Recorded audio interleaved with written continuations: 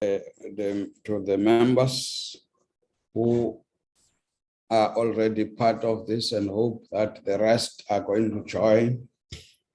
Welcome to our guests. Our guests are petitioners. Our guest as well must be the mayor of Ekurhuleni and her team. Our guest as well would be the provincial government of Gauteng, whoever who is here, and any other people who might have joined the portfolio committee, because the portfolio committee is an open, unless there's something that would say contrary to that.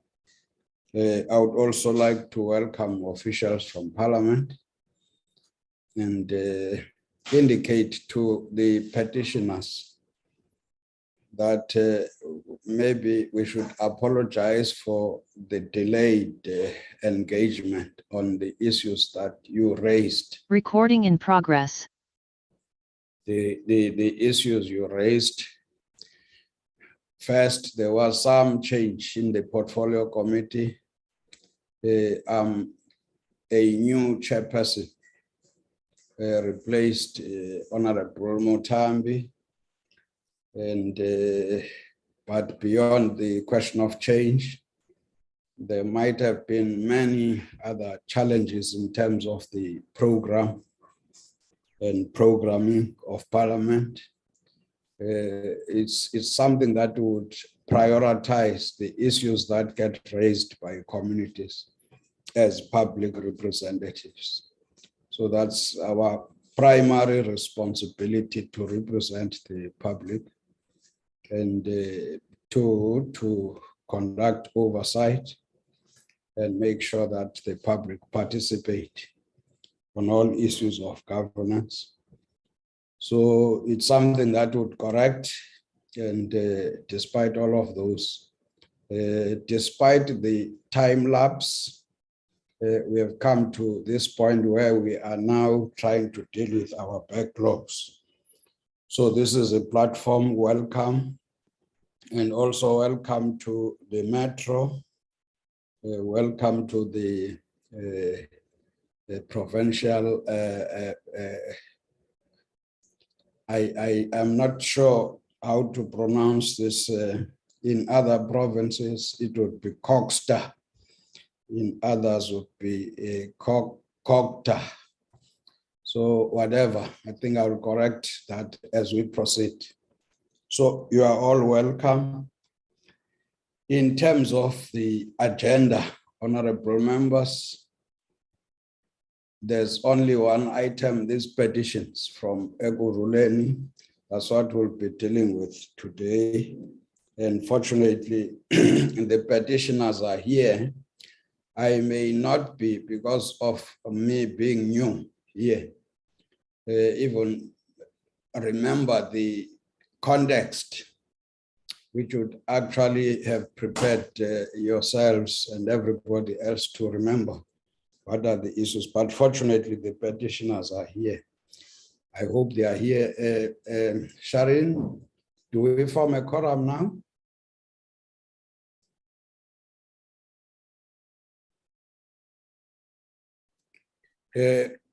Morning, Chairperson. Yes. Yes, we do. And then can you guide me? I think there was two people who were going to present from the petitioners. The first one was, is she around?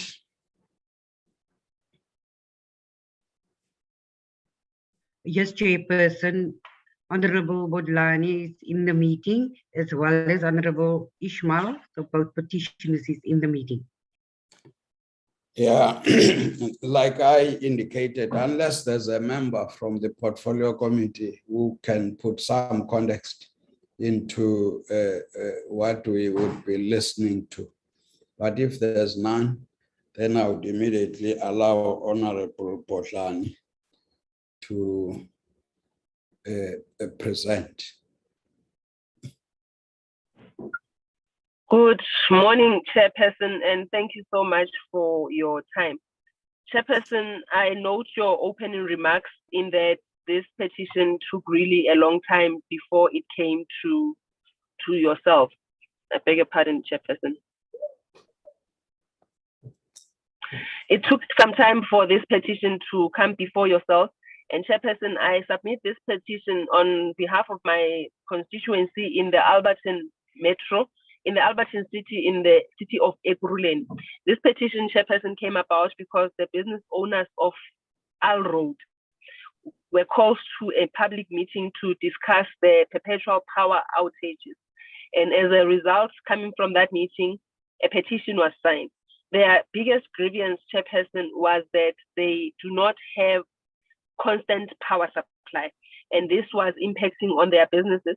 And their issue was that instead of allowing their employees, for example, to stay home because there would be no power, employees would have to come in and the employers would have to incur that cost. So that was very difficult for them. And I will make an example of one business owner who owns a motor painting company, where she would say, if the power goes off, the product is ruined. I must restart the whole thing and it's very expensive.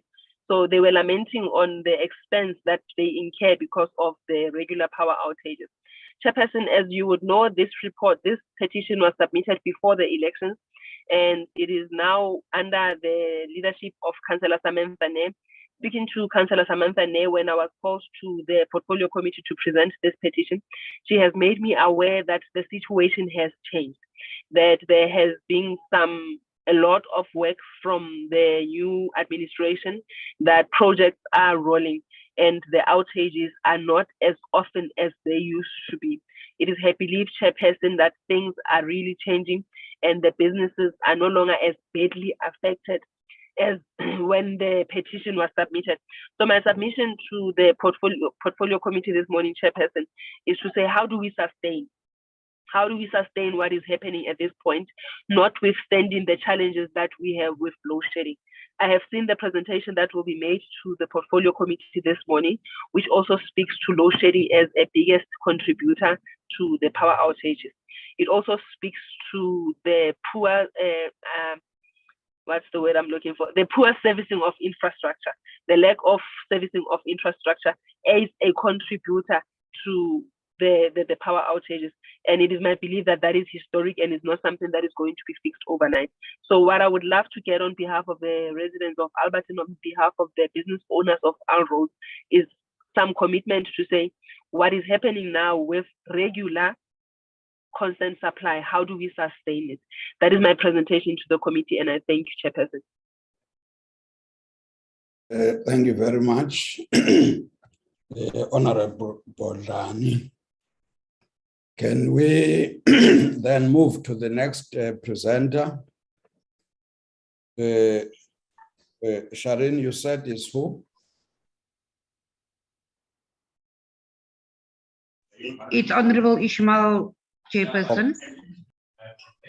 Over to you, Honorable Ismail. We use this term honorable. We don't know who we are speaking to. Like I'm saying, the petition was, it took some time. So the interaction might have been between the former chairperson and yourselves. Honorable Ismail.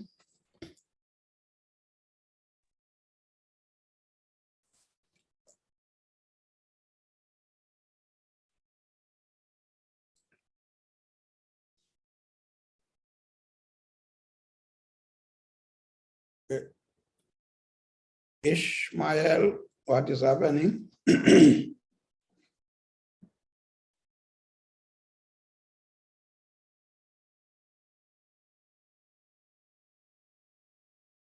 Sharon, what is happening now?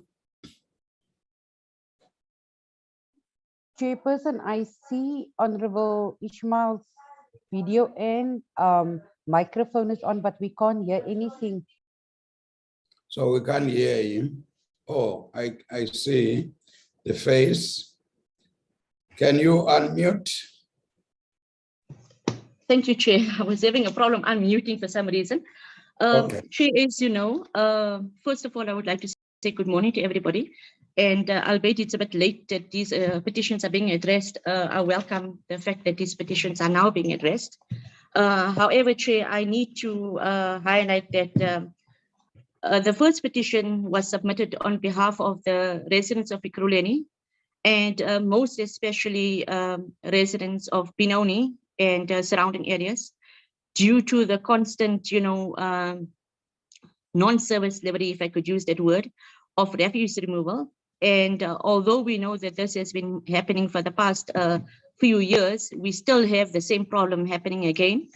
So the residents are basically complaining they are paying for their services, yet they're not getting any response. I have looked at the presentation that was sent to us via the secretary. Thank you very much. However, I feel that that presentation, especially with regards to, refuse removal, does not actually tell us the truth of what is happening on the ground. Since, the refuse removal trucks are not on the ground when necessary, it seems to be that most of the time the department has to rely on weekend routes to these non-serviced areas. And I would like some more responses from the City of Ekurhuleni to say how are they actually going to be responding and ensuring that, the residents of the, especially Boksburg, Benoni, are some of the areas that I can highlight right now that are not getting any service delivery, I mean, for 3, 4, 5 weeks, and then only, the department comes up with something to say that, okay, we're going to have some contingency plans now, to effectively come out to these areas to pick up the, the dustbins.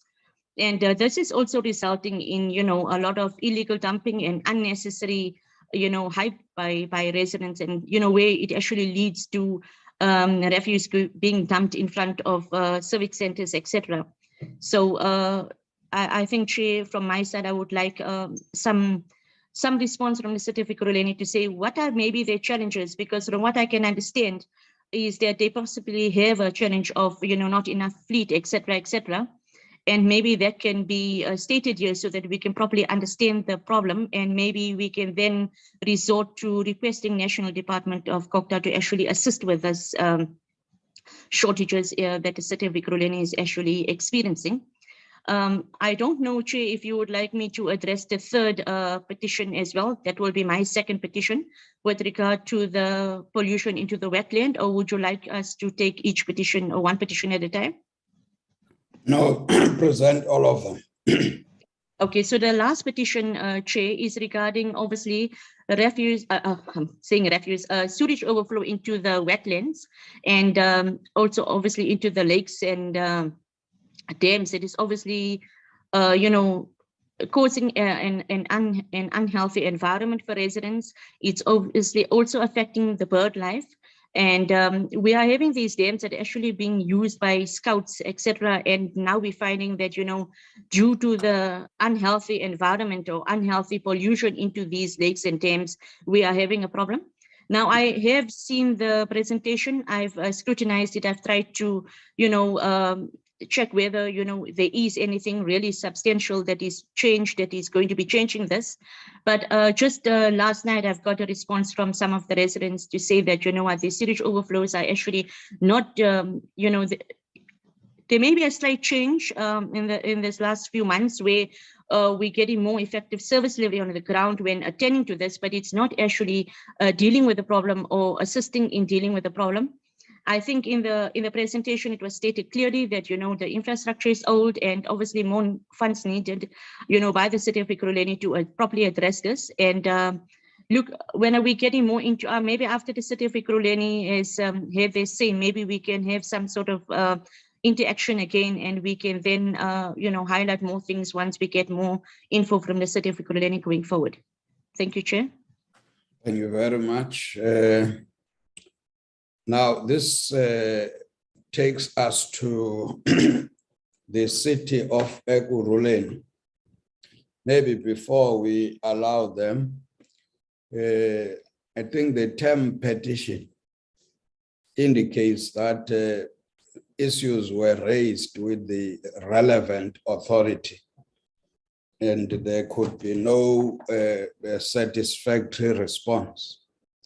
So in other words, I would imagine that this petition coming to the National Assembly must have been addressed to the municipality.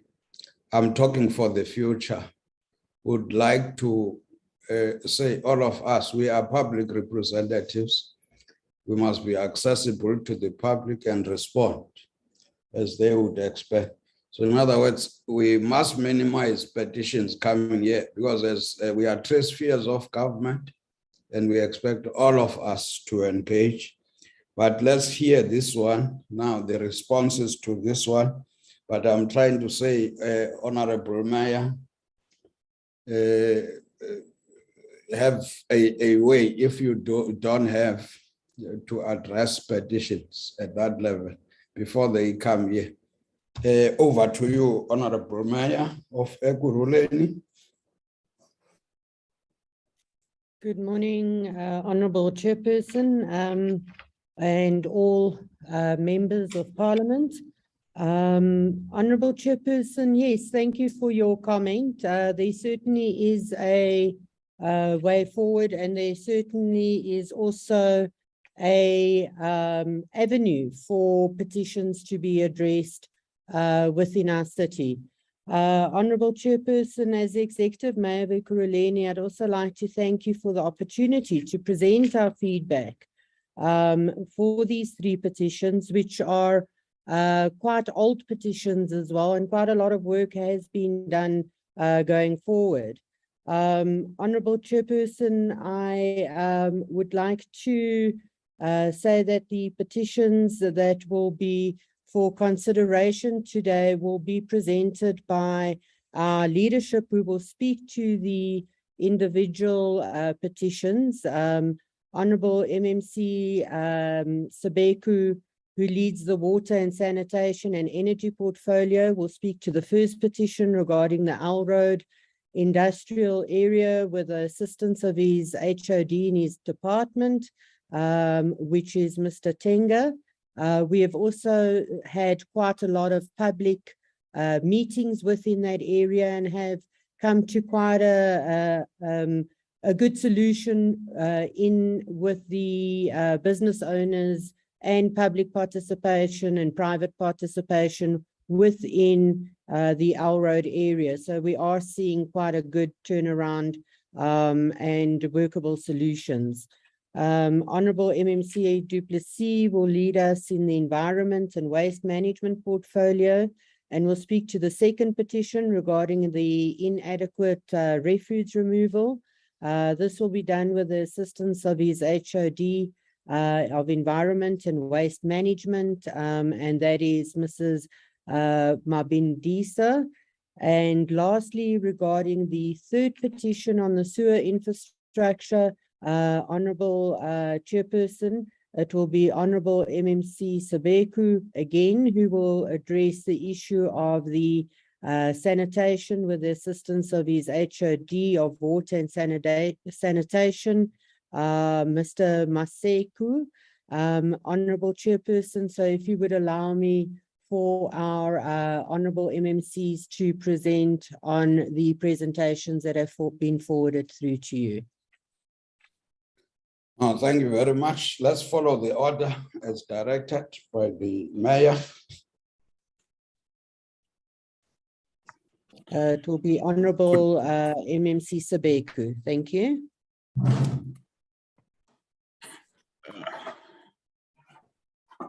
Good morning. I'm not sure if I'm audible. We can hear you, we can see you as well. Thank you. Oh, okay, no. Thank you very much, and good morning, and thank you for this opportunity today. Good morning to you, Chairperson, our honorable MPs, honorable Executive Mayor. I'm aware that as you mentioned, Chairperson, that we do also have officials from the provincial level. I would also like to welcome other guests and also officials from the city, especially HOD, Tenga and Masego, who will be assisting me in presenting on behalf of the city when it comes to the petitions that have been handed in. Now, I think the last two speakers, Chairperson, especially our executive mayor, has actually addressed some of the two, issues that I think one of them is the fact that we have been addressing these issues, and we have also been engaging with the business industry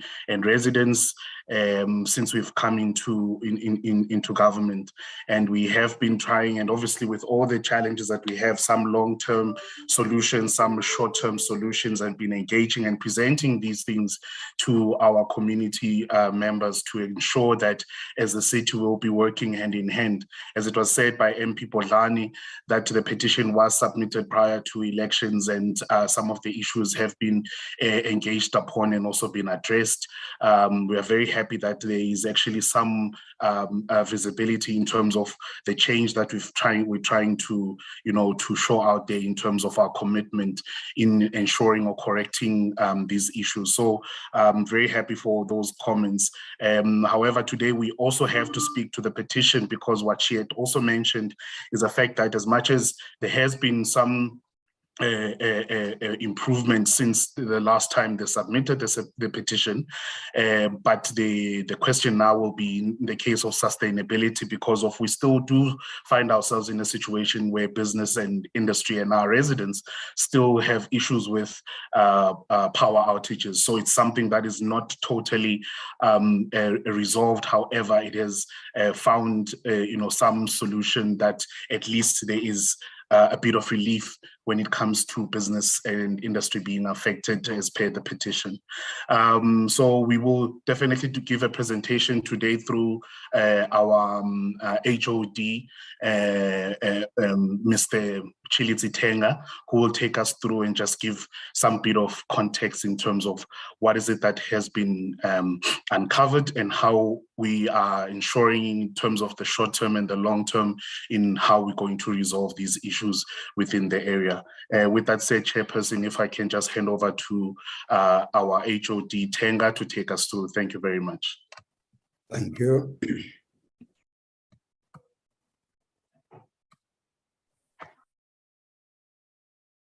Good morning, Chairperson and the Portfolio Committee.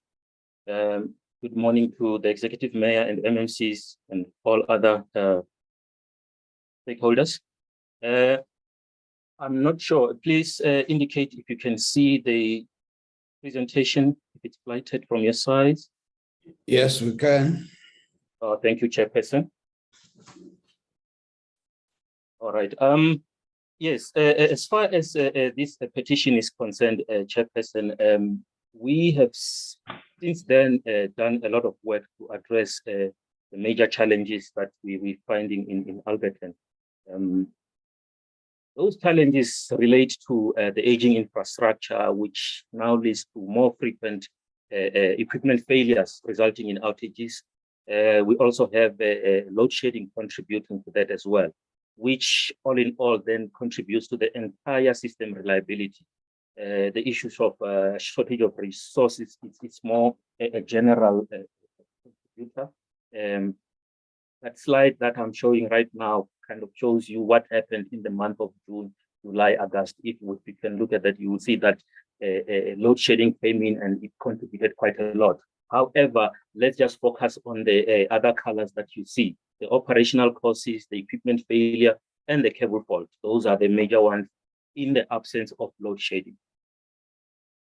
We have put quite a lot of measures in place for Alberton, and it includes the completion of a new substation that will assist in alleviating the constraint in the network. This will be finalized at the end of the financial year. All the solutions that are listed there are aimed at making the situation more and more sustainable to remain where we are and even get better from where we are. So the Dean substation is very critical for the network to stabilize. We also have a couple of other main substations that we are currently busy refurbishing. One of them is the Z3 substation, the AGA substation, also being refurbished. All have got targets of end of 2023 financial year. That is next year, June. when we expect them to be completed. We are also doing maintenance as well in some of the strategic areas and strategic links, upgrading another substation, which is called Combrick, very critical to Alrode as well, Arnold substation as well. Those are the kind of projects that we are currently busy with right now, and already we are starting to see results where we have made progress. Chairperson, it is very important for this sustainability to happen. For this sustainability to happen, it is very important that we secure our infrastructure.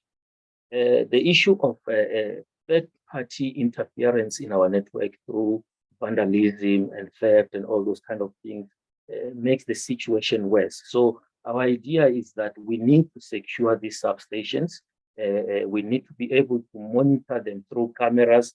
We need to be able to install early warning devices, which we have in certain areas. And as you may be aware, it is quite impossible really to monitor everything in the entire network because we are talking about a very large network. It can be very costly. So we look at monitoring those hotspots, those strategic areas that are quite oftenly affected. Over and above, our reliability initiative that we have started says that we need to pump in more funding as and when it is available. And with that funding, we need to now intensify maintenance, the actual fault detection, localization, and managing the entire process.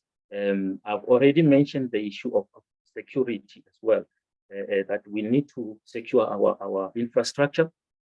And we always need to have spare supply, especially for the businesses. When certain things happen on a certain circuit, we should be having an alternative supply. So those kind of things we're looking at to see going into the future as everything eases and finances become more and more available, we need to deal with those kind of issues. Also, network visibility is very important, Chairperson. For the city, we need to be able to see what is happening where at any given point in time from a central point. That is our plan. We are saying that in terms of metering as well, we have started a process to be able to install different types of meters with the main aim of providing statistical information that we'll be able to use to make the decision. Chairperson, we're looking at a high voltage and medium voltage network. At that level, we'll then be able to improve our turnaround times. We are going to fast track these initiatives. Also, it's important to note that the speed at which it will go will depend on the availability of the funding as the economic situation improves, Chairperson. With that note, I would like to say thank you.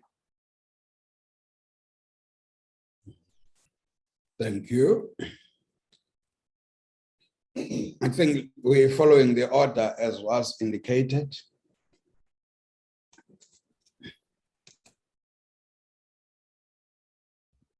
Thank you, Honourable Chairperson. The next presenter will be MMC du Plessis on waste management, and he's head of department. Thank you.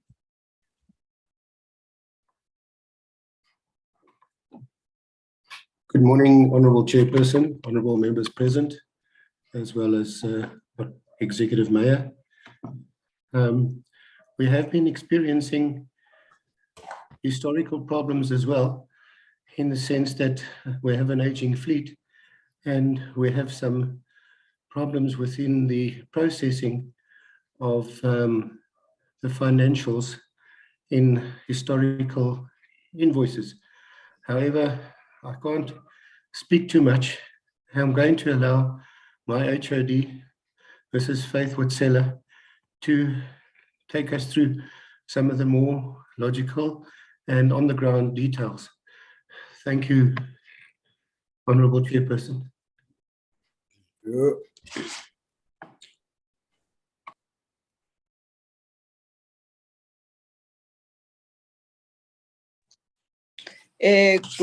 morning, Chairperson, Good morning to the committee, the executive mayor, MMCs and colleagues.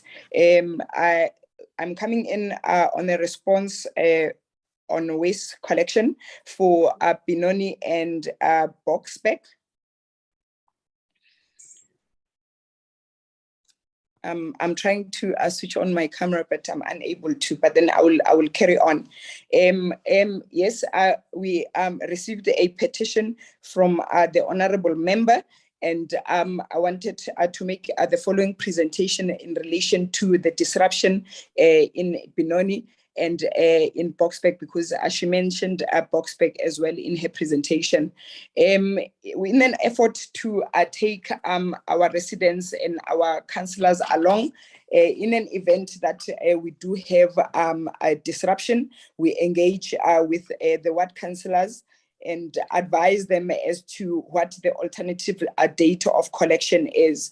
Whilst the service would have been missed, the city then makes all effort to collect the waste in these areas during weekends. So yes, I do confirm that we do a weekend collection, but we do advise the residents as to which day of the weekend we are going to be servicing them. This in an effort to ensure that we provide a weekly service.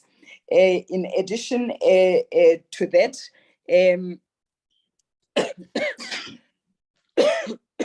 residents are then allowed to take out their bin and any additional waste that would have been incurred during that week. So we do not leave bags behind, and we do inform our employees that because the service has been missed, they must service the bin in a residential area, and also collect the bags that residents tend to place next to their bins.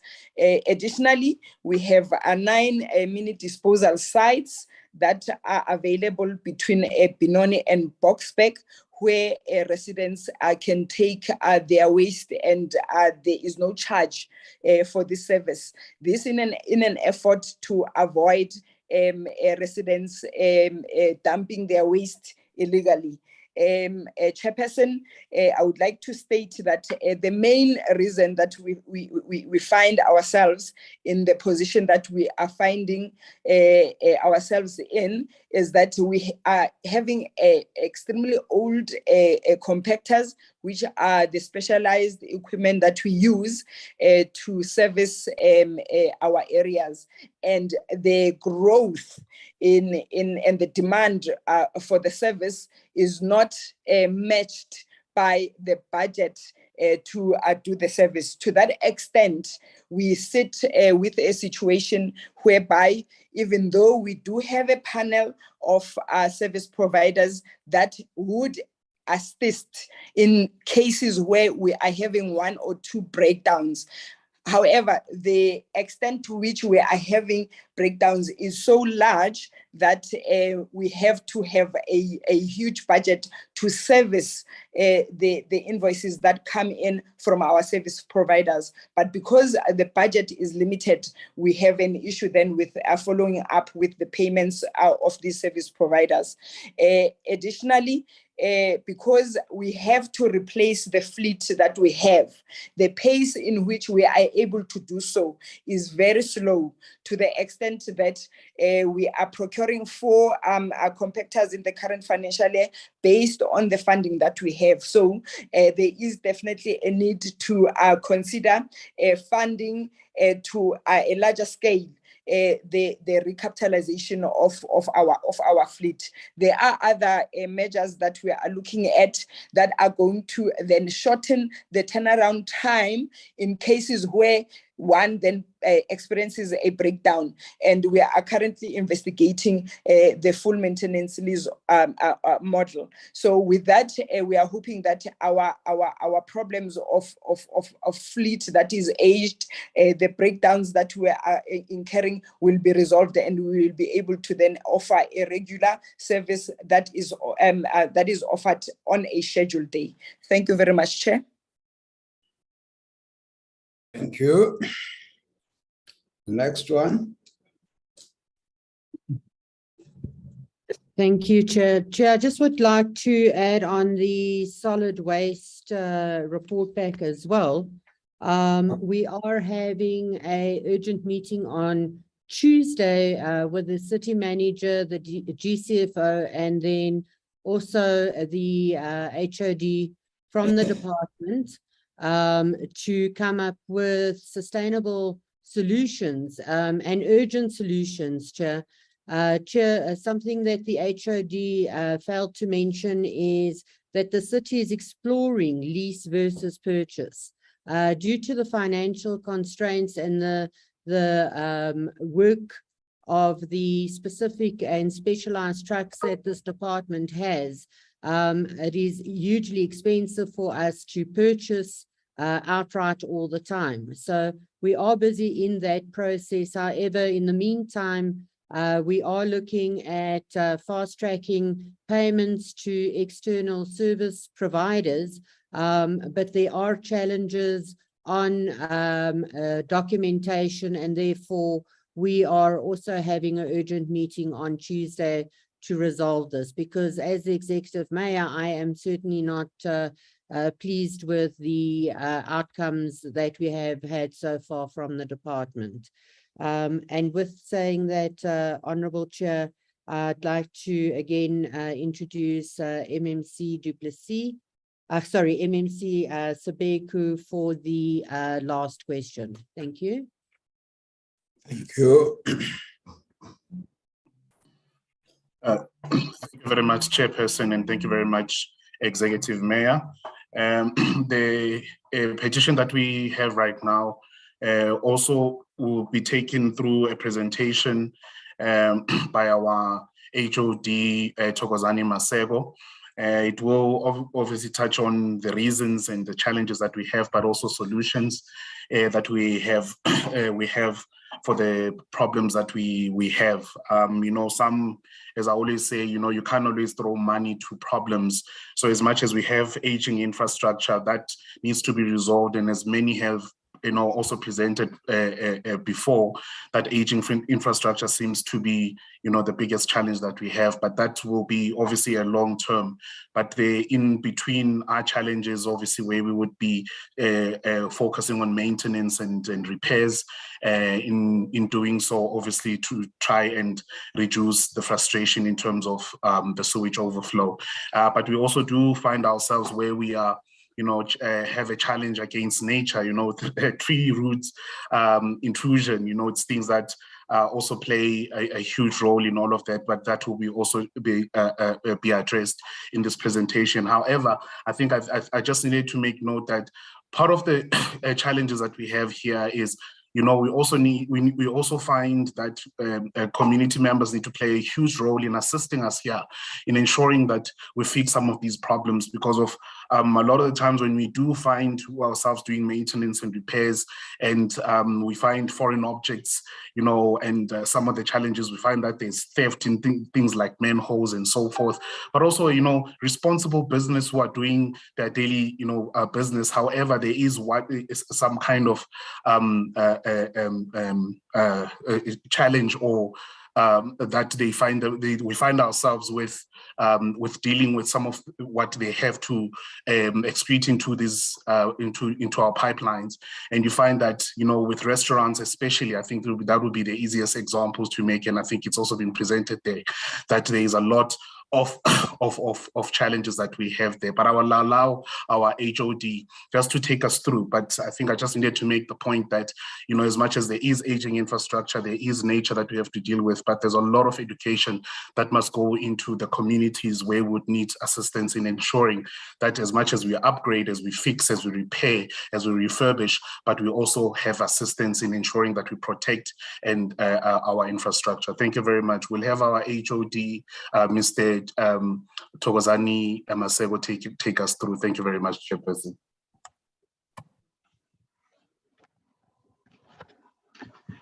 Good morning, Chairperson and members. Good morning to the Executive Mayor, MMCs present, all stakeholders and colleagues. Through you, Chairperson, can I continue with the presentation? Yes, please. Yeah. Chairperson, this is the background in terms of the causes of blockages, intervention, environmental complaints, and conclusion. This, Chairperson, is just to give the background how the petition came to the city, and just to indicate, Chairperson, that this is a very old suburb, and as a result, the infrastructure is very old. It was built in 1967, and meaning that it is 55 years old. But the major challenge with this infrastructure, Chairperson, is the type of material of pipe that was used when this was done, which is an earthenware pipe, meaning that it can be infiltrated or by the roots, and also with the movement of soil, changing of temperatures, it can crack as it expands or crack as it contracts in winter, causing roots intrusion to be easy. The main reason for that is just this: in this system, the properties, we've got mid-block, the system running the mid-block as illustrated in the diagram that is shown. You can see on the main roads, and then the sewer lines run between the properties, of which there's a challenge of access, and there's a lot of trees, as I've said, that are more than 50 years old, that now are starting to penetrate to our routes. And the other challenge is, Chairperson, this is an old infrastructure. Technically, it shouldn't give us a problem, but due to the material that was available at that time, that cracks and allow roots intrusion, and that is a problem that we're facing now. And the major challenge, Chairperson, in this area is root intrusion. And basically, due to mid-block, the pipes are also very deep, plus minus 2 meters deep. And the challenge is the fully developed suburbs, they are fenced, and some of the owners there, they've built on the servitude, meaning that when we have to dig or construct, we must break permanent structures that some of them they've built without getting approval from the city. And Chairperson, this is type of the picture of roots that we removed on the line from the trees. The challenges with this is that when you jet the line, you will jet and open the blockage. But because you can't see what is the problem inside the line, you find that you jet today, 2 days later, it blocks again. Then we use technology to put CCTV camera to find out what is causing continuous blockages. Then when we identify that it's a roots, then we arrange for specialized services to get root cutters to cut and remove the roots. And the other challenge, Chairperson, is the foreign objects that are thrown on the line, such as rugs, stones, wood. Sometimes we even remove rubble and even tires that causes damage to the pump station and the infrastructure itself. And part of the interventions that we do as a city, we do education and awareness campaigns to alert the communities that they need to take care of this infrastructure so that it doesn't cause problems and to the communities and also to the environment. This is the nature of other foreign objects that we remove in these lines, Chairperson. And also we've got people taking old pens and throwing onto the system, causing it to block at the pump station. And the other challenge, Chairperson, is that when there is power outages, then that's when we have a lot of these problems, because when there's power outages, the sewer doesn't flow, and then it starts to solidify, especially in winter season when there are challenges of fat. And the other one is the stealing of manhole covers, steel manhole covers, they get stolen. And the concrete one, they also break them to remove the steel inside, and that causes prolonged blockages, because when those concrete covers, they're stolen, they take the concrete and throw it inside. And then for us, we have to dig and open the line to be able to remove concrete because of its nature on the system. The other challenge, Chairperson, is the fat from nearby restaurants. This one is mostly severe during winter season, as during winter at night, the fat solidify and just block the line consistently. And this is a picture showing what the fat does. It just, when you open the solar line, you just find a cake on top, a solid cake.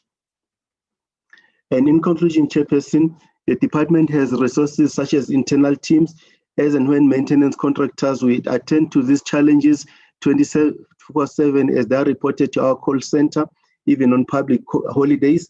And we also, areas that we've identified as hotspots, we do regular inspections to minimize any damage to the infrastructure, special natural infrastructure, such as streams and dams. And also the city chairperson do tests to monitor based on the test results as per the environmental compliance reports that I'm sharing with you. You can see on this slide that from 1st of July 2021 to 31st of July 2022, that the latest major pollution that we had was on the 19th of April 2022. You can see there from column number 5 from the left of your computer that the coliform there, it was 490 counts, and the COD was 13, of which it was very high. Then on the sample that was taken on the 16th of May, this one, you can see that is 10, of which is very healthy. Then the previous one is healthy, and the next one is healthy, showing that the system has performed and the challenges has improved, as we see from the test results that we conduct on monthly basis to check the quality of the water. And Chairperson, this is another one. It helps to interpret the water quality. The point that I want also to raise, Chairperson, is to see that when especially the coliform here is 130 at the bottom here, that if it's below 130, then the water is fairly acceptable as per legislation. And thank you very much, Chairperson and members.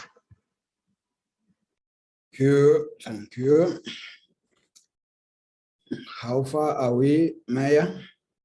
Oh. Thank you, Honourable Chair. That is the end of our presentations. But also, Chair, just to add on to the last presentation, that the city itself, that we are doing vigorous line cleaning programs, specifically going into the summer seasons, because when our rainy season starts, we do find that there is a huge increase of spillages due to foreign objects within our lines.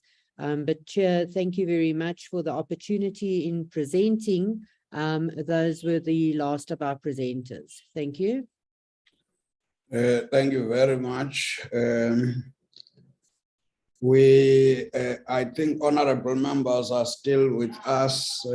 We must get the last comment presentation from the provincial government. Coxter.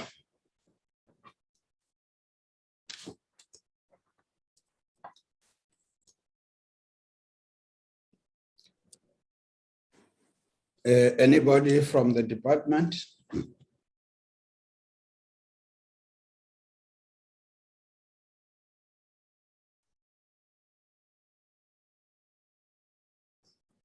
Sharin, do we have anybody from the department? Chairperson, Mr. Kibi from the department, I don't see him connected to the platform at the moment. Let me just find out, because I did see him earlier, but I don't see him now. Maybe in the meantime, we should proceed, because the primary responsibility to deal with this was with the metro. But when they come in, we'll allow them. Can I now allow members We have received the petition explanations and then the response from IC Honorable Groenewald, you are number one. Any other hand? Honorable Matumba, number two. Simango, number three. Andre Duplessis. Oh, it was a mistake. Peggy Hadebe, number four. Hassan Ismail, number five. Can we follow that order? Honorable Groenewald. Thank you, Chairperson, and please allow me to keep my camera off. I do not have that stable internet. Okay. Chairperson, I'll be quick. I'm glad to hear that some of the petition points is addressed, but I want to ask the municipalities in terms of dispute resolution, in terms of the Systems Act, they must have a mechanism in place, and that mechanism or the way to handle complaints to the municipality must be in place and open for the public to know. But I couldn't receive anything on the websites in terms of dispute resolution. Is there a mechanism in place with the municipalities, and do they communicate this mechanism to the communities? Thank you, Chair. Thank you, Honorable Matumba. No, thank you, Chair. I'll start with Honorable Tenga. I hear that you are having shortage of resources, vehicle, specialized equipment, and manpower. But I mean, we expect you to address such. This must be something that you budget for and have manpower and these specialized equipments, because once business is having problem with electricity, they will go and people are going to lose jobs in your municipality. So those are the things that must be addressed, because Chair, we can't come here and address issues of service delivery that should have been addressed there in the municipality. I mean, a petition should have been coming as a petition for policy change or something, but service delivery, something that can be done through administration and management. I mean, it's something that is wrong. You ask yourself, why do we then have municipality and provincial government if they are not going to assist our people? The petition that we should have been having here was supposed to be on police, was supposed to be on bylaws, that we want this law to be scrapped, a law that is being implemented. But then if we are going to come here and then discuss service delivery, no, that's something that is wrong. Now I'll go to waste management. You know, once I hear the word service providers, I know that's where the problem is. Chair, we are having a tendency by municipalities that are now relegating their duties to contractors. When it's time to prepare financial statements, contractors. When it's time to provide security guards, contractors. When it's time to provide water tanks, contractors. Then you ask yourself, why are we having municipalities when municipalities are not doing their jobs and they are using contractors? Didn't they see that their fleet is getting old? Why don't they replace it? They should have sold the old ones and bought the new ones. It cannot be that contractors are the ones that they rely on to do work. They must do their own work and leave these things of using contractors. So by now they should have been telling us that we have an order, we are going to buy how many fleets. It can't be that they are relying on contractors, because what is going to happen next is that their own people inside are going to sabotage municipality cars so that contractors can come and do work. We have seen it in KZN there, where people are now killing each other to provide water tanks. So to avoid many things, they must replace the issue of contractors and make sure that they provide service on their own. The other one is an old infrastructure. We can't be told about infrastructure of 1967. By now, you should have been having a plan that you are having a 3-phase or a 4-phase plan where you are going to replace old infrastructure and put new one. I mean, you can't be expecting something built in 1967 to be functioning properly now. People are many, population is growing, and is the same with the capacity. Something that was built in 1967 can't hold the capacity of today. So you should have been telling us that this is what we have planned. And lastly, Chair, I hope this will be the last time. This is a serious waste of time that could have been put in doing something. You should have been in the municipality providing service by now. Now you are appearing here discussing service delivery with us, and we should have been dealing with other issues. Service delivery is something that we must not even sit down and talk about. Management and political leadership must make sure that there is service delivery. What we should have been discussing is policy and ideology and other things. Thanks, Chair. Thank you, Honorable Msimango. Thank you very much, Chair. Greetings to yourself, Chairperson, and greetings to colleagues, and greetings to the Mayor, greetings to the MMCs that are present in the meeting, greetings to the officials that are equally present in the meeting. Chair, maybe there is a lesson that we need to take out of this engagement or out of this meeting, that one, we need to first define what is it that we call a petition, because I agree with the previous speaker. Service delivery cannot be a petition. For instance, I want to be specific. Honorable Tenga is speaking about shortage of equipment. I mean, surely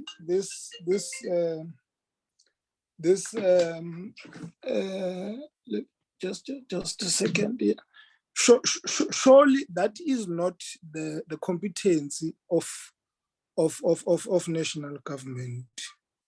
My understanding is that the municipality should have set and drafted a budget plan to say these are the things that we will need in order for us to be able to make sure that we deliver services as expected, because it's the competency of the municipality to deliver services, basic services to the community. So I'm saying, is there any plan in place to get this equipment? Because for you to be able to deliver services, you've got to have equipment, including manpower. You've got to be able to close those vacancies that are not not closed, so that you are able to be sufficient enough in terms of your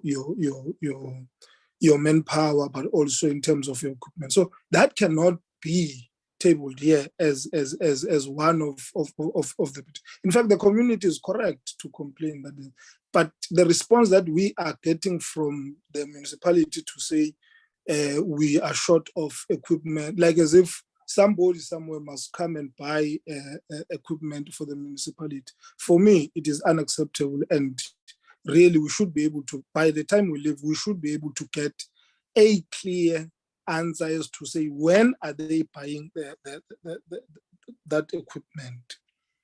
I did not capture the name of the colleague that was presenting, talking about an old infrastructure. For me, this becomes a challenge that is facing almost many municipalities that have townships or that have residential areas that are old. You are speaking about an infrastructure that is as old as 55 years. Surely this infrastructure did not wake up and become old. You knew that the infrastructure is old, and yet there is no plan as to say how do you want to mitigate this process? Because surely you should be saying to us, you are presenting a plan that says this is the plan. Maybe in phase 1, this is what we'll do. Phase 2, up until you resolve the issue of infrastructure. So I'm saying, we've got to come out of this meeting, because then the community is complaining with correct things. If that is the case, we've got to come out of this place with a clear plan from the municipality to say, or if they need time, they must go back and then come back and tell us as to say, when can they then be able to put, we need time frames to say, when are they going to sort out the issue of equipment? When are they going to sort out the issue of infrastructure? Of course, infrastructure, it's not something that is small. You've got to budget on it. In fact, in different financial years, you've got to put your planning to say, this year, this is how much you'll do, and this is how much you'll budget. But the community must be kept abreast as to say, when are these things going to happen for us to be able to, then we can then be able as national government to come and say, okay, then in terms of policy, these are the things that we think maybe, must be changed. But it can't be that we are going to be called to come and discuss equipment. I'm saying, we've got to distinguish as to say, which one do we consider as a petition that must be entertained by this committee? Thank you so much. Honorable Hadebe. Ngiyabonga, Sihlalo. Thank you so much, Chair. And we take this opportunity and welcome all the colleagues, honorable members and officials, including the presentations that have been made. My network is unstable, Chair. Allow me not to switch on my camera. Chair, I hear my colleagues and I share most of their sentiments. And I think the petition, having been assessed by Parliament and directed to us, indeed, there is a need for us to address issues that have been brought before us. I must state up front, Chair, that I am from Ekurhuleni, Fosloras, so I am going to be a bit subjective in this matter. I understand the frustration of the community out there. Having served, Chair, as an official in municipalities, particularly in the civil engineering department, I understand the issues that the officials are raising. However, what I'm not comfortable with, Chair, is solution to address these challenges, particularly as it relates to the roots intrusion into the pipes that were built in 1967. They've correctly highlighted the challenges. What is lacking on the presentation is the solution moving forward, because you're going to constantly get this intrusion of the roots into these pipes. Now, the question would be, what then becomes a sustainable solution in addressing the challenge? I'd like the last presentation to give us such undertaking, and if there are any milestone projection and timeframes, those be indicated to us, and then we'll arrive at a conclusion where we'll say, perhaps we'll have to get a quarterly report, progress report in addressing these challenges. To only highlight the problems, it does not assist, because I think is it Miss Ismail, when she wrote the petition to us, she called upon for us to investigate the challenges and come up with possible solutions. So I'll concur with the colleagues and propose that we be given a detailed plan on addressing the issue of the old infrastructure and how are they going to address such moving forward. That's my proposal in relation to the last presentation. Coming to the presentation that deals with the refuse removal services with challenges pertaining to compactors that continuously needs to be maintained and having to resort into weekends collection chair. Again, we need to get the magnitude and the extent of the challenge in terms of what exactly would it take to ensure that the services is not interrupted. One, the presentation did not give us a sense of how many compactors are needed to ensure a sustainable collection of services during the week, and how many compactors do they currently have. Two, what is the extent of outsourcing? They talk as and when contracts, so that we understand the magnitude. So I'm proposing that we get a detailed response also in this regard, and we must be given timeframes again in terms of this is the newly elected administration in 2021. I'm sure they've undertaken public participation in relation to their IDP and budget for the next 5 years. Is this catered for in their IDP, and how soon will the problem be addressed, and for how long will the resident continue to be confronted with the situation where the waste removal will be collected on weekends?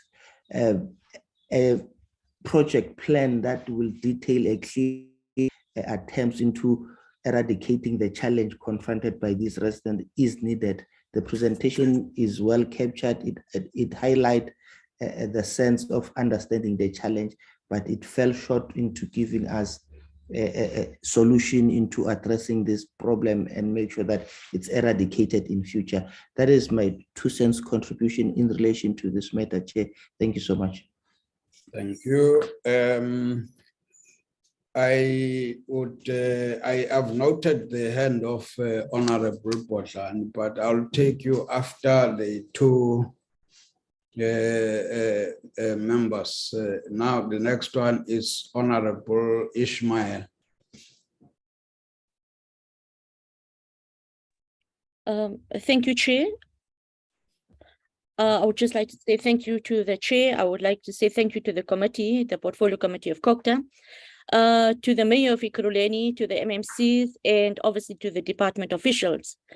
From your inputs of your presentation, I just have a few more queries, if you don't mind, Chair, so that if we could get some answers here, I'll appreciate it.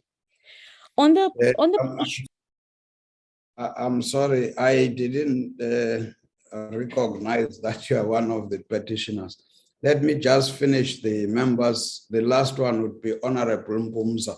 Then I'll come back to you and Honorable Bodlani. No problem. Thank you, Chair. Understandable. Thanks. Honorable Mpumza.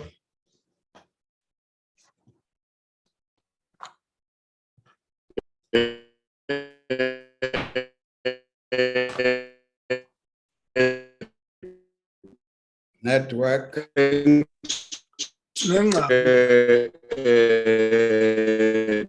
Good morning to you and the honorable members. And Chair, am I audible? Yes, you are. Thank you very much. Good morning, Chair, honorable members, the Mayor and MMC, and all the officials present in this Portfolio Committee meeting. Chair, the Constitution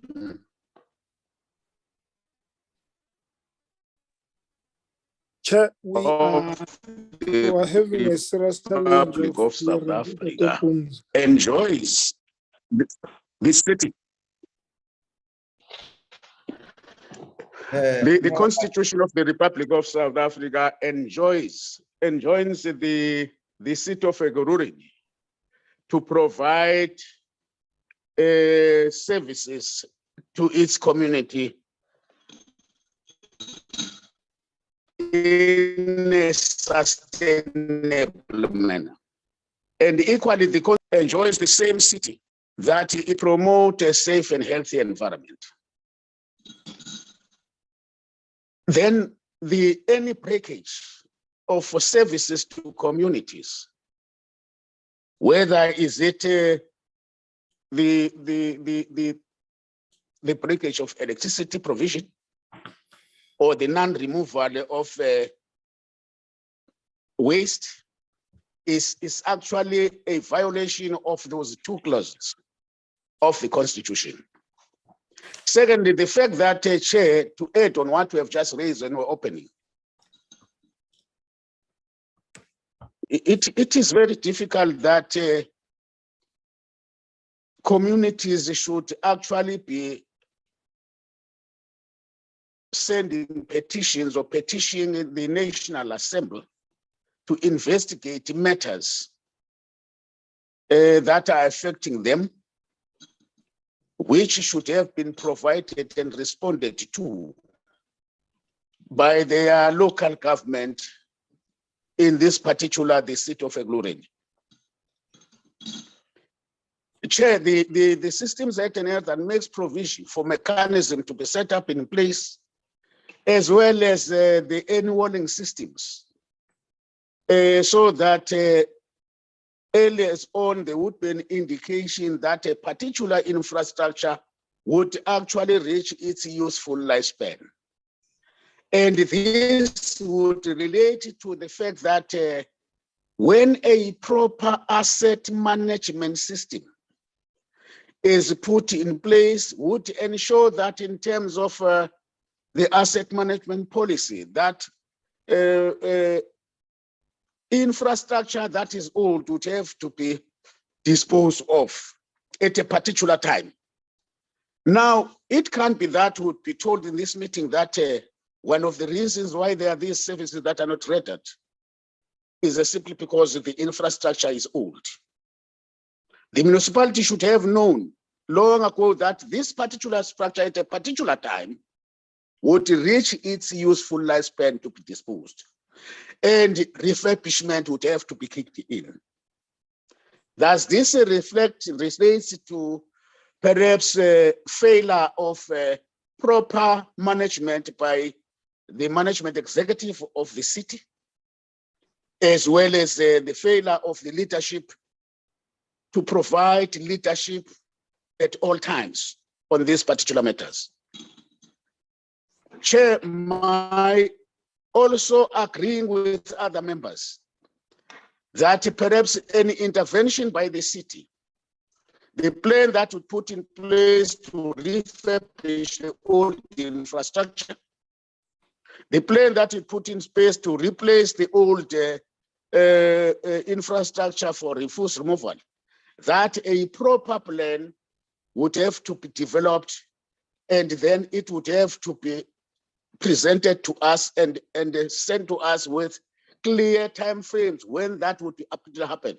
So that would be in a position to respond as the portfolio committee to the petition that would be sent us to say, let's investigate.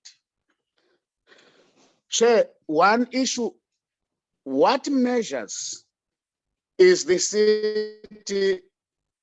city put in place to provide security to its infrastructure, as well as the manholes that are vandalized, as well as the stripping of the metal on such manholes? What security measures has the municipality put in place to ensure that such instances or incidents are preempted and prevented? Thanks, Chair. Thank you very much. We will now, it's not responses for as yet. We will now allow the petitioners, Ismail, as well as Honorable Bodlani. I don't know whether to say they will be responding or they will be asking, because possible we could have allowed them to engage with the presentations, but I think we have commented as well. Can we allow Honorable Ismail?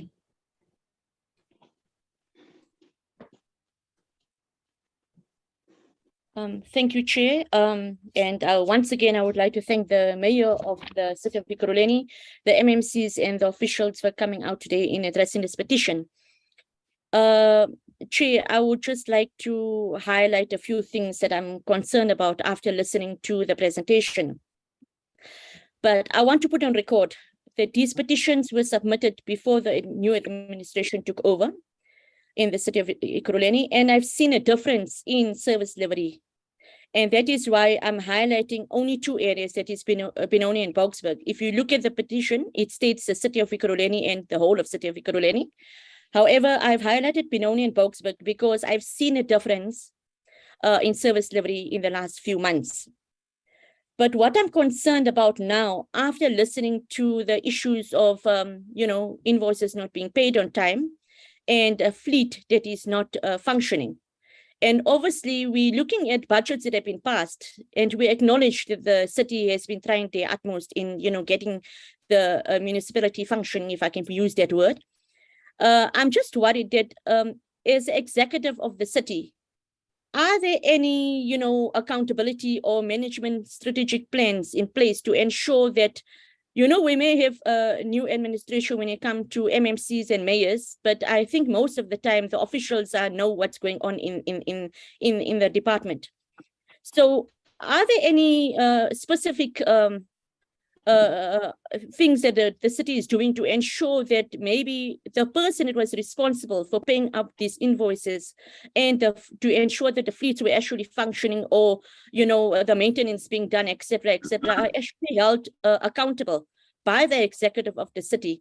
Because this is telling us that something is severely gone wrong, because while the city may have passed a new budget, obviously we're looking at this budget now being used to actually fix up last year's maladministration, if I can use that word. And they are definitely going to be running out of budget now to actually effectively provide service delivery to the residents as we speak, because the budget is going to be running out and we're back to square one. I also note, from what you've told us in your presentation, that the outsourced areas have been 100% on schedule all this time. And I also noted the mayor stating that, you're going to be having a meeting to discuss all this with the CFO and the city manager, etc. And we appreciate that. But I still feel, Chair, listening to the city and listening to the challenges of the city, I would then, on behalf of the residents of Ekurhuleni, the petitioner sitting here today, I would like to ask the National Department for assistance on behalf of the city's residents to say, we acknowledge the infrastructure issues, we acknowledge the fleet issues, we acknowledge the invoices not being paid on time, we acknowledge that, during weekends, the department is trying to catch up. But we also know that there's frustration on the ground. And we also know that, yes, while the city does have a call center, etc., where people can actually report that, I can acknowledge that. I was a resident in the City of Ekurhuleni.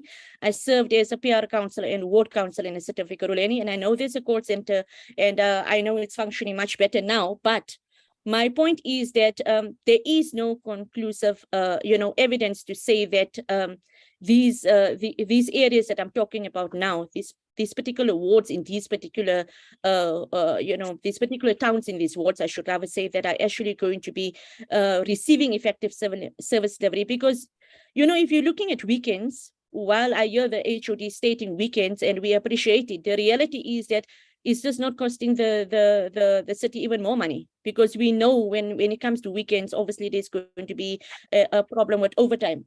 So we want, yes, I would like some constructive report back, to be able to say, what is the city going to be doing? And I personally would like to ask the National Department to say, can we perhaps assist the city, considering that they are trying to make a change, they're trying to make a turnaround, but obviously they're sitting with challenges that are historical, if I can use it that way. And I hear my fellow colleagues here speaking to say that, we understand that this infrastructure, et cetera, and is supposed to be planning. But I also understand that under the new administration, there is a new budget. But what I'm understanding is that this budget is going to be used to fix up, things that were supposed to be paid up in the last year. And this is definitely going to be affecting residents going forward. So can the National Department assist with more funding, maybe to the city, with regard to, maybe providing for more fleet, et cetera, When I come to the petition of the sewage overflow going into the lakes and dams, thank you, MMC, and to the department official. I hear you, and I really appreciate the air quality report is coming back. But I just want to highlight, that again, although we look at infrastructure that hasn't been attended to all these years, I mean, if you're looking at 28, 29, 30 years, and now you're sitting with a problem with it really, getting out of control. Can the city maybe assist, with the upgrade of the pump station by Cosmans as well? Because I think there's generators needed there, because with the constant ESCOM power outages, and obviously we also have, when the ESCOM power outages take place, we have obviously the effect on the ground when it comes to further infrastructure damage. Can we not maybe assist with a generator there to assist with, ensuring that the pumps are running, and also, it's not causing more issues on the ground when it comes to residents? Now, what I haven't found in the presentation is that while you've tried to respond to the petition to say, this is what you're doing, et cetera, you remember, when you're looking at lakes and dams, they all sort of link up to each other. And when we're looking at Cosman's Bird Sanctuary, it's a major tourist attraction in the Benoni area, and we have around 300 different bird life in the sanctuary. And again, if the pump station is not operational, we have issues of overflow. Now, what I'm worried about is that there's a slight crack in the wall that needs attention here as well. I've done an oversight visit there, and I've picked up some issues. And the other lakes do not have much sewage overflow flowing in, but when you're looking at certain of them, there's obviously a major issue, and many residents are complaining. They're telling the councillors are trying. I know it's been escalated to the municipality, and I know that from what I've heard now is that the municipality is trying their utmost to assist. However, again, I'm going to say, we're having major dumping happening in certain areas, which is also, having the issue of going into the dams and causing more blockages of the outlet into the streams. And this is obviously causing a more sewage overflow into more dams than what is actually specified on this petition. So again, I'm saying, if we're looking at infrastructure damages or historical infrastructure, upgrades that haven't been taking place, can the National Department of Health not maybe assist the city? Maybe if the city gives us a report to say, this is exactly what they need for infrastructure upgrades, this is what they can accommodate in their budget, but this is the extras that is necessary for us to ensure that we have a clean and safe environment. Because when we don't have a clean and safe environment, it's obviously, not adhering to the Environmental Act. And I'm wondering if the National Department of COCTA can actually assist with the necessary sister departments to assist the City of Ekurhuleni to actually get their systems in place, and to assist them in not dealing so much with the historical non-service, if I can put it that way, or upgrades. Thank you, Chair. Thank you, Honorable Bodlani. Thank you so much, Chairperson. Chairperson, let me start off by welcoming the presentation by MMC Sibego and the HOD, and as well as the officials. Chairperson, I think firstly, petitions are a way that citizens speak to their government. And if you understand what a petition is, it is a last resort that residents will use to speak to their government. In fact, myself and Councillor Honorable Hasina have served as councillors in the City of Ekurhuleni. So we do understand the challenges that the city faces. So we do not come from a place of ignorance in terms of presenting these petitions. And equally, Chairperson, we understand that there is new administration. And as the mayor and the HODs and the MMCs have alluded, these are historic issues. But nonetheless, it does not stop us from petitioning Parliament so that the voices of the people can be heard. And we come here as a last resort to this committee, and we are thankful that we are being heard. Chairperson, service delivery is exactly what is meant to be the core service, core business of the municipality in terms of improving people, the life of people.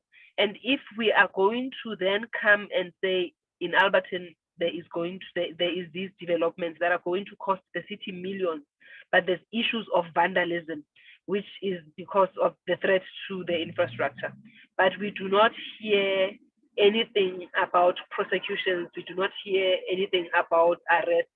Then this presentation is lacking detail.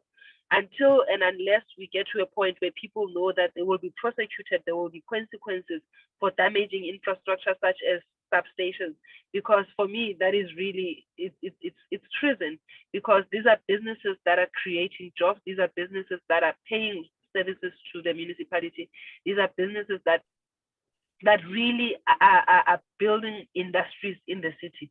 As the presentation that we had this morning, that Alrode is expanding, and therefore the city needs to invest in Alrode. But we cannot keep chasing our tail in terms of investing in anything, or as a matter of fact, if we are not going to have consequences for delinquents, for criminals, for vandals who vandalize state infrastructure. So I would have loved to hear something come out in terms of what has been repercussions, what has been consequences, to say this is how we are going to protect it. There's a very big active private security presence in Alberton and in Alrode. I don't know if the city is at liberty to tell us what sort of engagements they have had. I know the mayor went as far as acknowledging the business people in the Alberton North industries for the work that they do in assisting the city in securing the city infrastructure.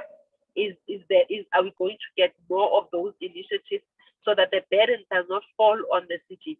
Because there should also be some responsibility on the residents to protect the infrastructure that the city provides. Because if there is not going to be a buy-in from the residents, then the city will continue reinvesting in the same thing, because nobody finds value in looking after those things. So for me, Chairperson, it is just that commitment and just that stakeholder engagement and the prosecutions, if there has been any. Thank you so much, Chairperson. Thank you very much. We will now allow the city to respond to all of us. When I say all of us, starting with the petitioners as well as the members. Over to you, Honorable Mayor.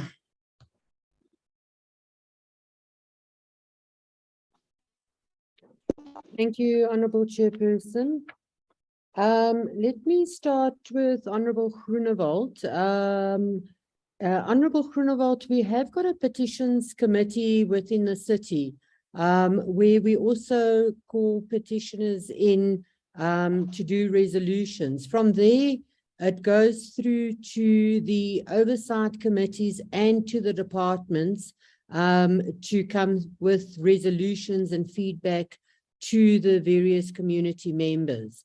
So yes, we are busy streamlining that whole structure, as that whole structure had very antiquated petitions sitting within it.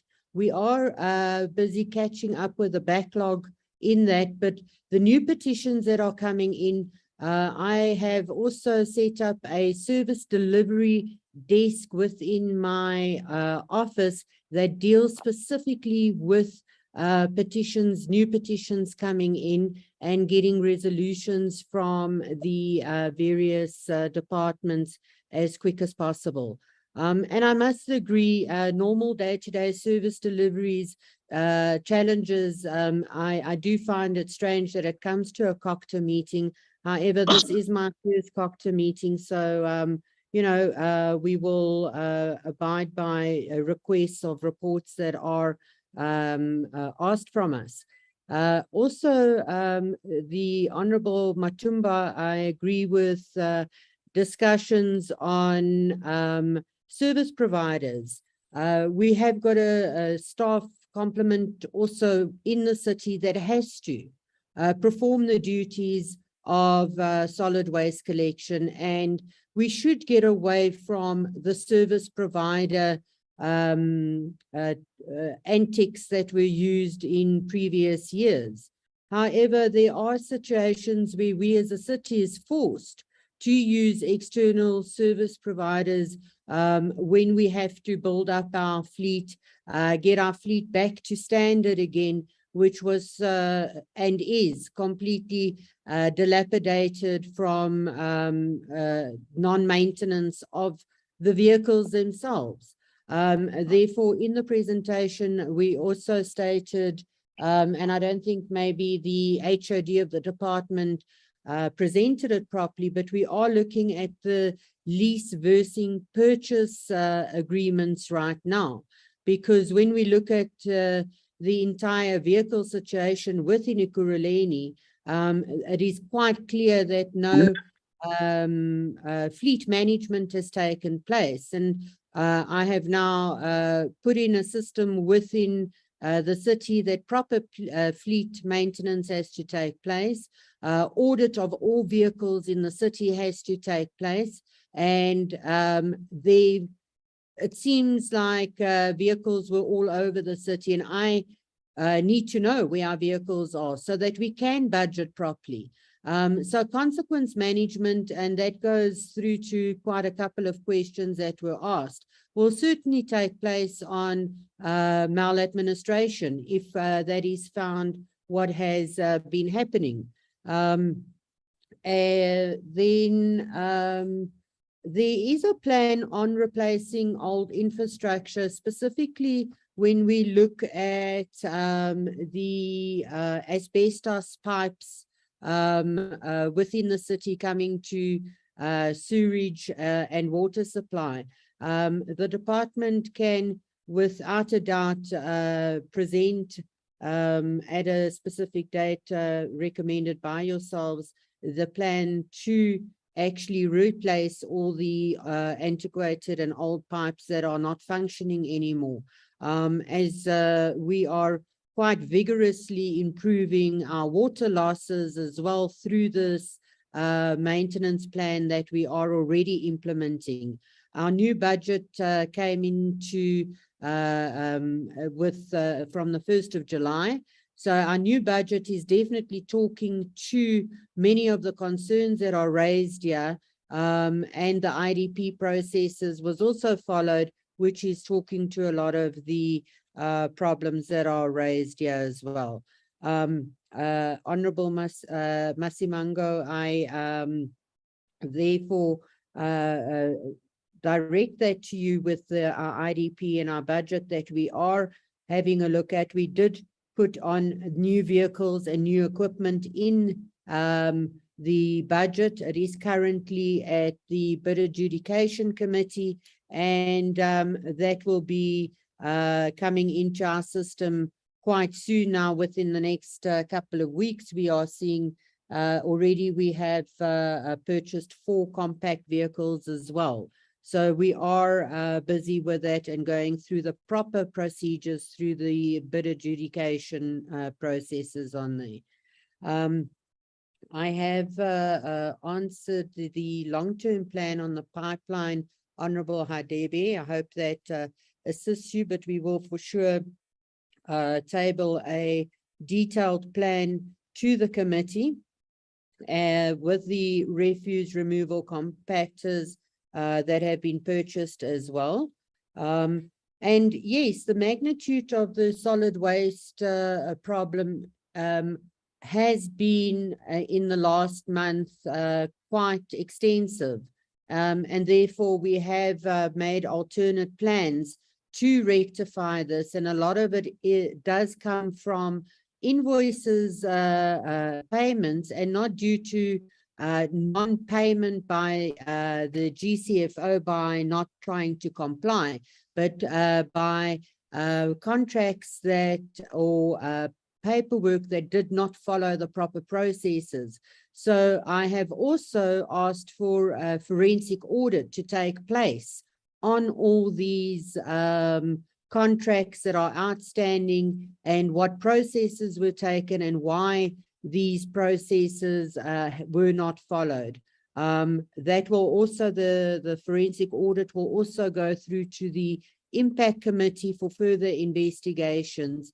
And from there, we would be able to do our resolutions on consequence management with the outcomes of those investigations, which are currently in place. The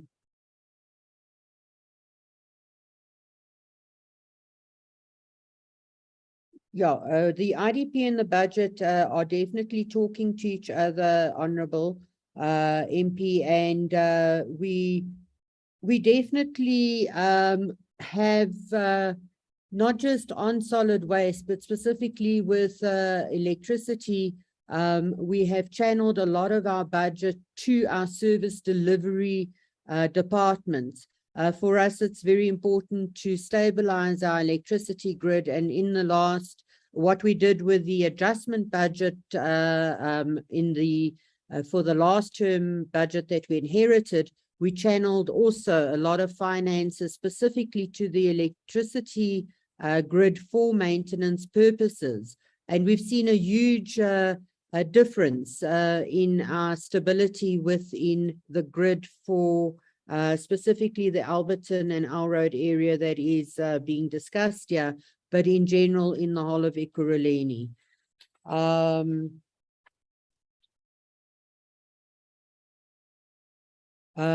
Honorable Pumza, yes, definitely we have now put in early warning systems, which the presentation spoke to as well. So the early warning detection will assist us to see where the failures are taking place and rectify those failures as soon as possible. And I think I have addressed the consequence management that will take place and the asset management system, which we have called on from the city manager and through the HODs of those departments to make sure that we know where our assets are and that our assets are actually being used to do proper service delivery within the city. With the stolen manhole covers, we've also implemented the polypropylene manhole covers, which we've been pushing for quite some time to bring into the city. That system has been brought into the city. However, vandalism still takes place, but not to the magnitude that we had seen previously when the steel manhole covers were used. And those were merely stolen to be able to use as resale at certain scrapyards. We've also brought in the concrete system as well within our manholes, and it makes it exceptionally difficult for singular individuals to lift and damage. So we are busy rolling that out into the entire city to try and prevent this type of behavior happening. Honorable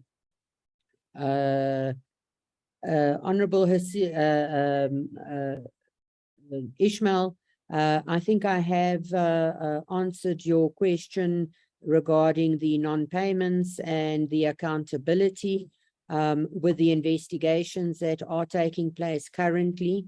And then Honorable Bodlani, the vandalism of the equipment and the vandalizing and protection of our assets.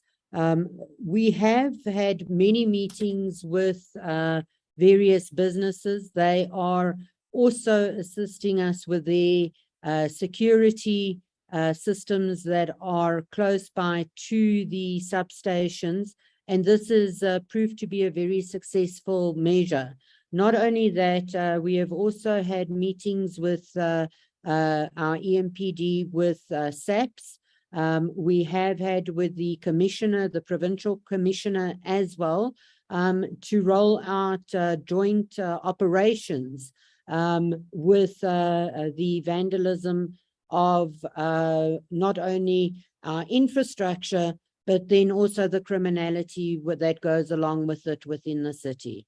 Honorable Chairperson, if there are any further explanations that need to be done through our HODs or our MMCs, if there is anything they could just raise their hands to give further explanation on things that I did not cover within my report back. Thank you, Honorable Chair. Thank you very much. I assume you have tried to respond to all the issues raised, but if there's anyone, then I'll see with their hands if they want to speak. If I don't see your hand, I will not take exception if you just talk. But with that in mind, honorable members, if there's anything as well you would want to follow up on this, I will take your hands. I see the hand of Honorable Matumba and Honorable Groenewald. Can I allow you in that order? Honorable Matumba.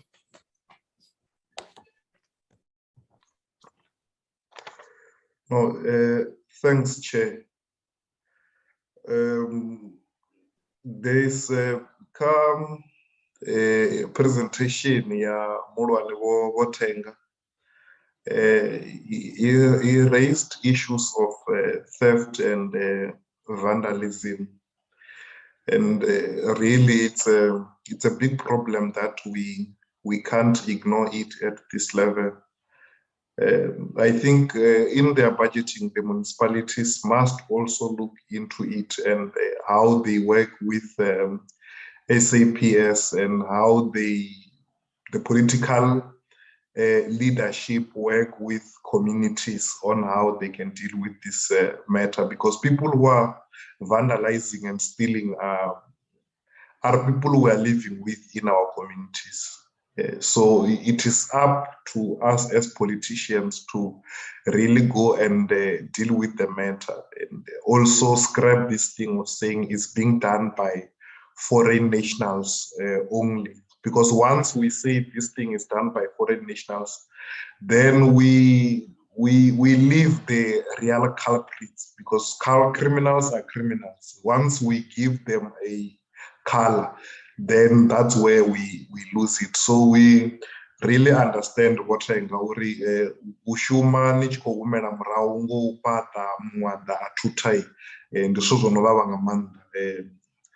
Then and lastly, Chair, is that really something that most municipalities are not doing is to work on replacing old infrastructure. When they budget, they look at everything except replacing what was built long time ago. So they must see to it that their budget, when they budget, they also budget on replacing old infrastructure, not only with fleets and on electricity, but with everything. They must, because most municipalities are going there, so they must work on replacing old infrastructure. That will also assist them not to use service providers, because once they start to use service providers, that's where culprits and corruptions are going to come into the municipality and corrupt everything. So they must minimize private business into the municipality by capacitating the municipality to provide services on its own. Thanks, Chair.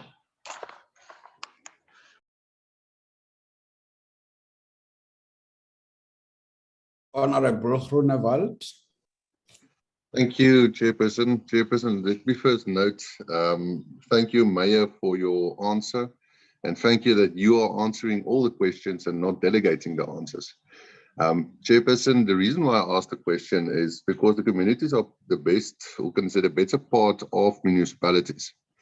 And although that Parliament have a petition process, a lot of exactly what we see today is a lot of these problems already been addressed before it comes to Parliament. And that's why this system of communities that have a problem with a municipality can have these processes to try to resolve these problems before it comes to Parliament. Especially further on more is to say that when a municipality do have the systems in place and they do react to the community and the petition comes to us, then we have the reaction of the municipality at that time as well. So, Chairperson, that's why asking the question is to see if we can get petitions in terms of Parliament more streamlined with our municipalities to say that what was the answer at that time and what is the current status already of or updated status. So, Chair, that's from my side. Thank you. Thank you. Okay, now I am informed that the chairperson of the Provincial Department is in the meeting. Oh, it says to me, somebody from the Provincial Department is in the meeting, Mr. Kibi. I'm sure he must have been listening. If there's anything you want to say, Mr. Kibi. Thank you. Thank you very much, Honorable Chairperson, and good day to all the honorable members and our colleagues, Cooperative from National Department, as well as our colleagues in the city. My name for the record is Kiba Kekana. Oh. Kiba Kekana from Cooperative. I'm responsible for intergovernmental relations and related matters. So we have been listening. Unfortunately, my laptop just deserted me when I was about to say something. We want to welcome the presentations from the city, and we also noted all the comments that were made by honorable members. And we generally concur with the approach and the spirit that local government is a Chapter 7 institution with its original powers from the Constitution. All what we want to indicate is that we believe, I think as a province, that the intergovernmental relations structures that are in place could assist greatly in resolving matters that are relating to service delivery. We, from the provincial side, working with national, we have strengthened our capacity to support as well as to coordinate support or mobilize support to support local government. That is informed by Section 154 of the Constitution. So in that regard, we have established or we developed a model called Local Government Support Model, which, you know, we have established regional support teams. So in each and every, in the 5 regions of Gauteng, Ekurhuleni is a region as a metro. There's a regional support team convened by COCTA, national participates, national department participate, provincial participate, municipalities participate. And it addresses all the pillars that we know originate from the back to basic, B2B. It also comes from the municipal institutional support, which, you know, has formulated some key performance indicators. You know, that pillar that members emphasized throughout the meeting was the people's first pillar, where there are community development workers and other government or community-based workers are converging in that space. So I think it's an area that will allow us to be responsive if we utilize it correctly, because we also introduced the ABCD model, the asset-based community development, that speaks to the ownership of assets of the infrastructure by communities. So there are a number of pillars. So what we're saying is that perhaps it's going to be important that we strengthen those intergovernmental relations.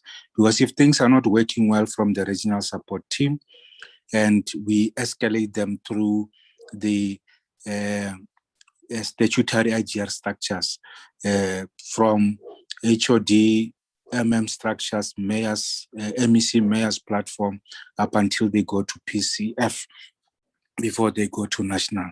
So these are very important. And we also note that the district development model is also an attempt and an approach that tries to bring together the various structures of government into one space in order to resolve. Lastly, Chairperson, the Provincial Executive Committee established 7 provincial war rooms. These war rooms are meant to unblock service delivery blockages. Just to indicate, there's a war room that deals with law enforcement.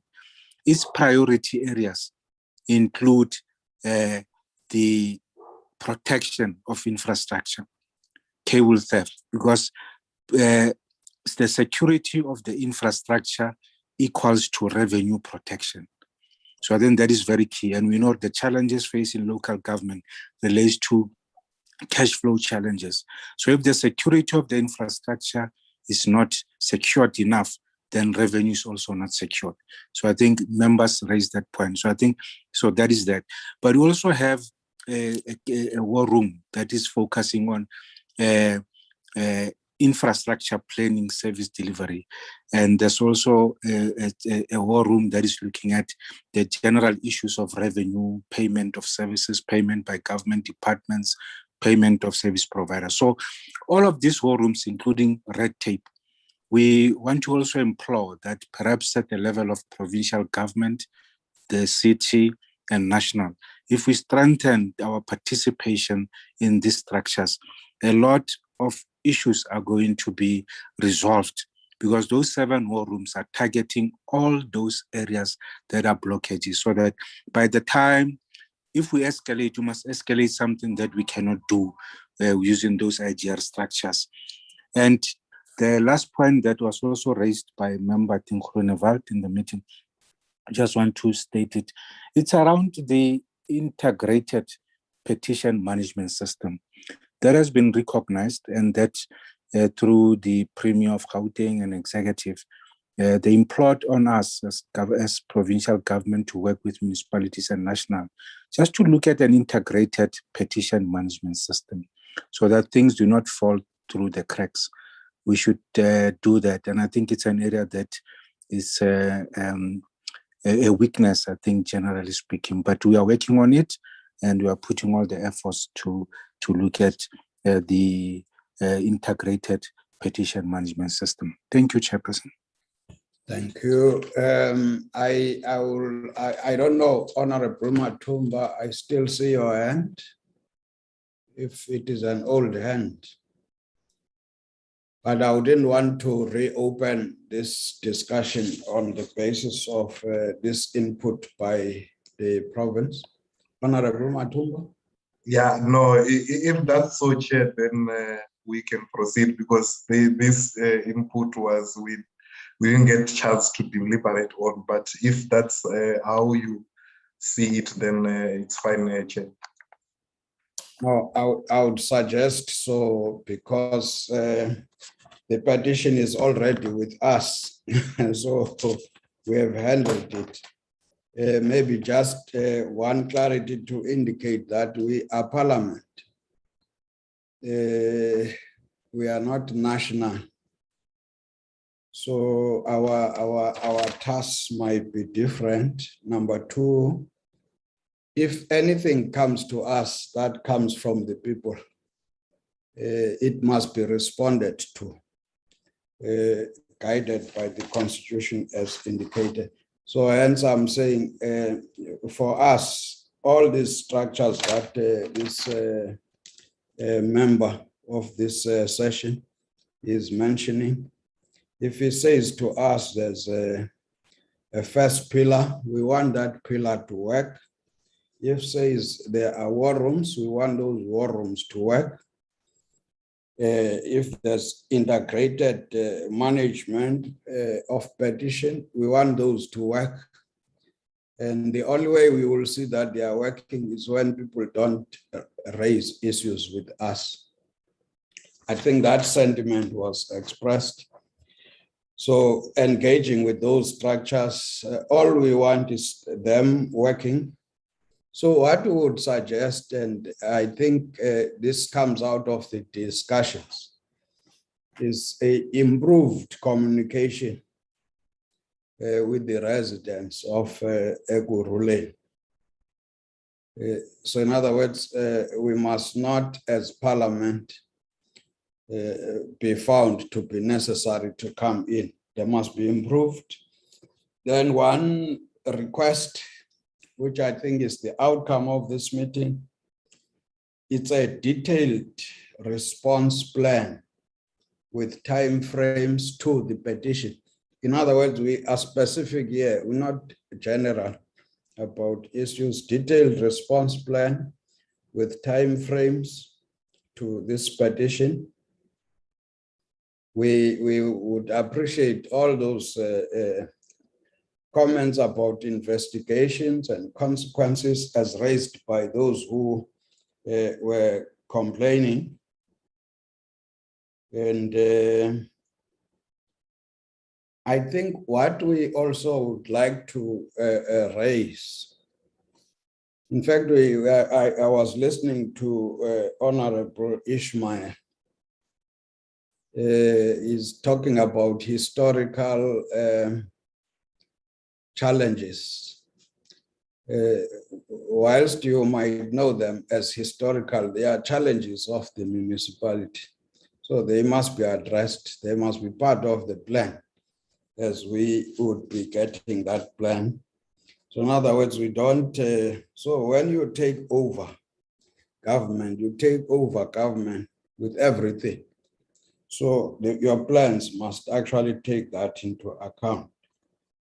And I think basically members were just saying it would help us because the people we must respond to are the petitioners, that the municipality consolidate a response with clear timeframes, also informed by some of the questions that members raised.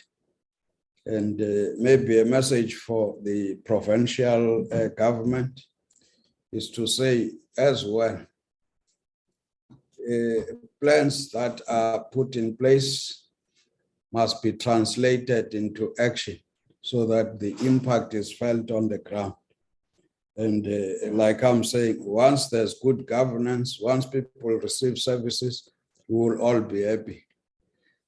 This was an attempt to wind up the meeting and hope that within our prescribed time frame, which would not exceed a month, within 30 days, we would expect this detailed response plan. I'm sure you listened to the members in terms of what were they saying in the context of the plan. Within 30 days, we'd be very happy to receive that response.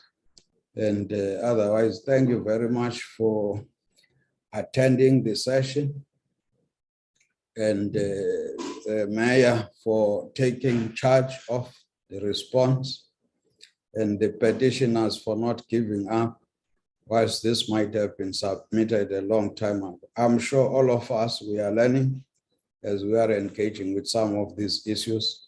And in the end, the people will take us seriously, that we take their matters seriously as we have done. Otherwise, thank you very much. The session is closed. Thank you. Thank you, Chair. Thank you, Chair. Yeah, good. Chair, I came in late, thanks. I hope my issues were ventilated.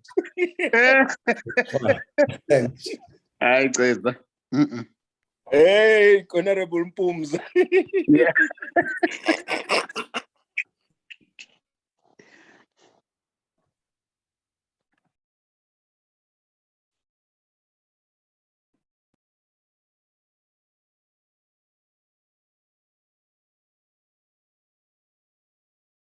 Recording